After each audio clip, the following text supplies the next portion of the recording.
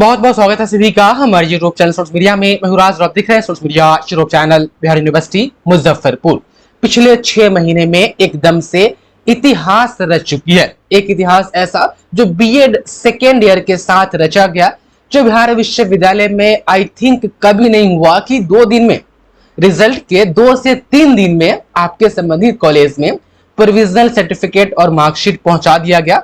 वो इसी साल ऐसा हुआ है, इससे पहले आई थिंक कभी नहीं हुआ।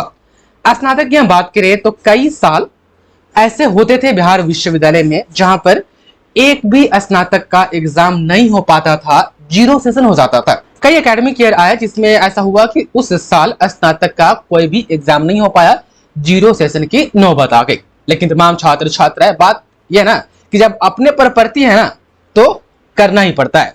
बिहार विश्वविद्यालय स्नातक का 4 एग्जाम ले चुकी है 2023 में, जिसमें 20 से 23 के 2 एग्जाम को, 21 से 24 के 1 एग्जाम को और 22 से 25 के 1 एग्जाम को, ये 4 स्नातक का एग्जाम। और ऐसा न समझे कि ये बिहार विश्वविद्यालय अपने मन से कर रही है और छात्र हित के लिए सोच रही है, ये पहले भी सोच सकती थी।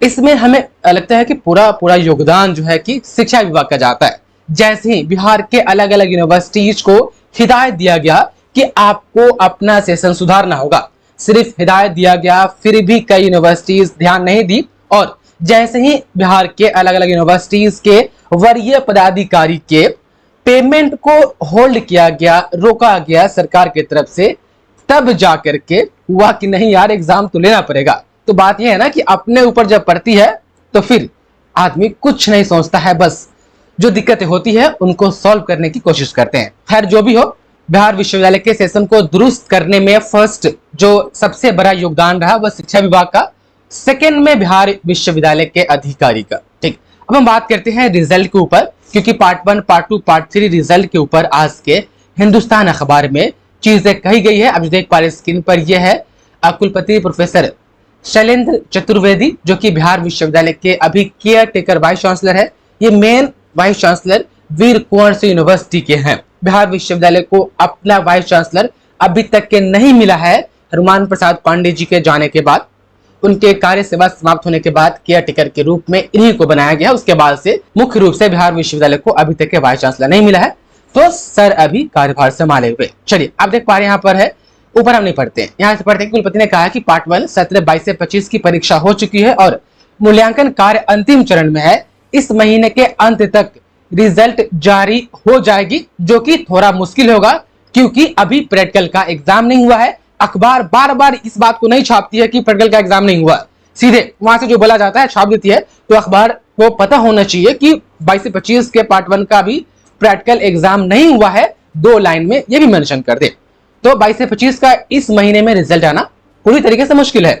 उसके बाद देख पा रहे इसके अलावा पार्ट 2 सत्र 21 से 24 की परीक्षा समाप्त हो चुकी है। अक्टूबर के तीसरे सप्ताह में रिजल्ट जारी किया जाएगा, जो कि ये जो अक्टूबर का तीसरा सप्ताह कहा जा रहा है यह भी बहुत बहुत बहुत मुश्किल है, क्योंकि अभी शुरू भी नहीं हुआ है पार्ट 2 का कॉपी चेकिंग प्रोसेस। अभी तो एग्जाम खत्म हुआ है, फिर बिहार विश्वविद्यालय पार्ट 3 एग्जाम लेने में केस है।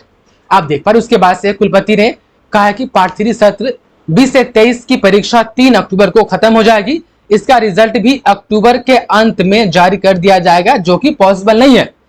3 अक्टूबर को खत्म होगी, उसके बाद से प्रैक्टिकल एग्जाम लेने हैं। प्रैक्टिकल एग्जाम लेने के बाद फिर कॉपी चेकिंग प्रोसेस शुरू करनी होगी। उससे पहले 21 से 24 के पार्ट 2 के कॉपी चेकिंग प्रोसेस शुरू करनी पड़ेगी। उसके बाद से 21 से 24 का जो है कि एक बार फिर से प्रैक्टिकल का डेट आएगा, डेट जो कि एग्जाम हो चुका है प्रैक्टिकल का, लेकिन फिर से डेट आएगा।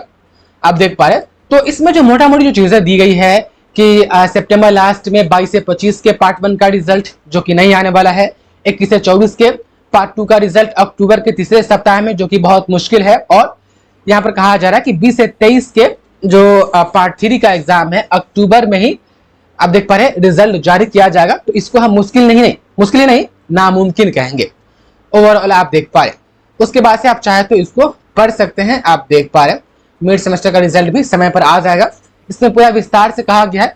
यदि हम बात करें, आप देख पा रहे हैं कि रिजल्ट मोटा मोटी कब तक आ सकता है, तो 22 से 25 वाले तमाम छात्र छात्राएं आप जो है कि अक्टूबर में पार्ट 1 रिजल्ट का 22 से 25 वाले आप उम्मीद रखिए। 21 से 24 वाले आप नवंबर तक उम्मीद रखिए।